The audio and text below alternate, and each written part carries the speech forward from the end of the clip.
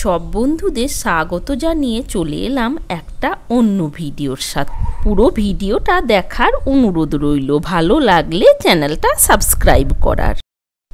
চলুন তাহলে রেসিপিটা শুরু করা যাক। একটা প্যান বসিয়ে নিলাম, প্যানের মধ্যে দিয়ে দিলাম 1 কাপ সাবু।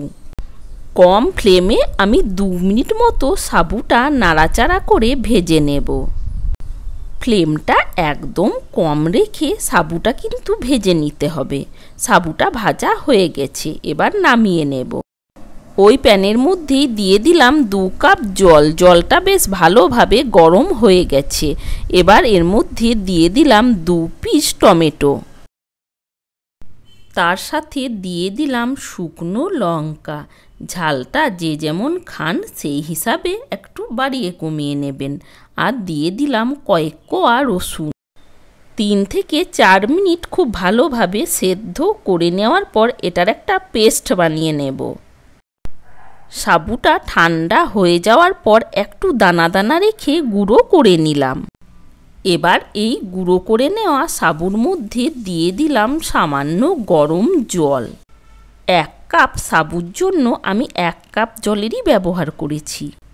এবার এই সাবুর মধ্যে দিয়ে দেব 2 পিস সেদ্ধ আলু। আলুটা আমি একটু গ্রেট করে এই সাবুর মধ্যে দিয়ে দিচ্ছি। আপনারা চাইলে হাত দিয়েও স্ম্যাশ করে নিতে পারেন।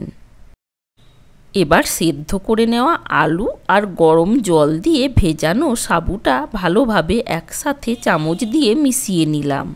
দিলাম পরিমাণ মতো লবণ, তার সাথে দিয়ে দিলাম গোটা জিরে। লবণ আর গোটা জিরেটা দেওয়ার পরও খুব ভালোভাবে একসাথে মিশিয়ে নেব। খুব ভালোভাবে মিশিয়ে নেওয়ার পর এর মধ্যে দিয়ে দিলাম অর্ধেকটা বিটরুট। বিটরুটটা আমি একটু পেস্ট করে নিয়েছি। এবার ভালোভাবে একসাথে মাখিয়ে নিলাম।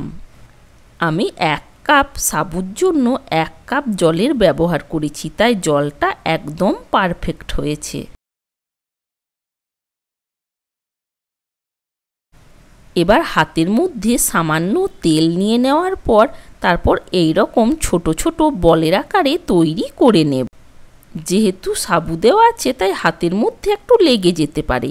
মাঝে মাঝে একবার করে হাতটা ধুয়ে তারপর তেল দিয়ে এইগুলো বানিয়ে নেবেন। এই রকমভাবে আমি সব বলগুলোই বানিয়ে নেব। সব বলগুলোই বানিয়ে নেওয়ার পর একটা থালার মধ্যে তেল ব্রাশ করে তারপর এই বলগুলোই থালার মধ্যে নিয়ে নিলাম। একটা কড়াইয়ের মধ্যে দিয়ে দিলাম সামান্য জল, তারপর একটা স্ট্যান্ড বসিয়ে দিলাম।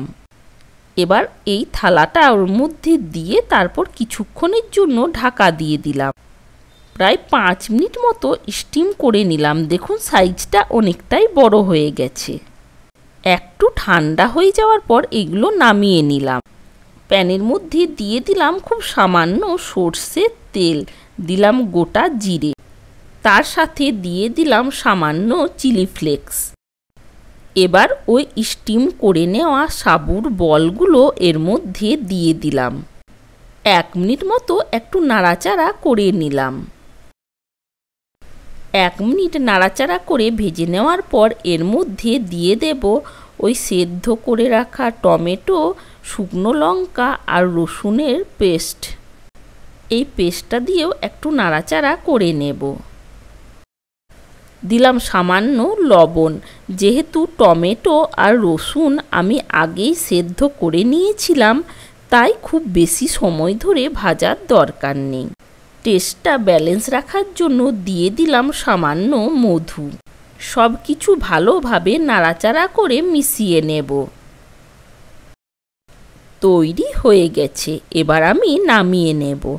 আজকের রেসিপি আপনাদের কেমন লেগেছে কমেন্ট করে জানানোর অনুরোধ রইল। ভালো থাকবেন, সুস্থ থাকবেন। আবার দেখা হবে অন্য কোনো রেসিপির সাথে। থ্যাংক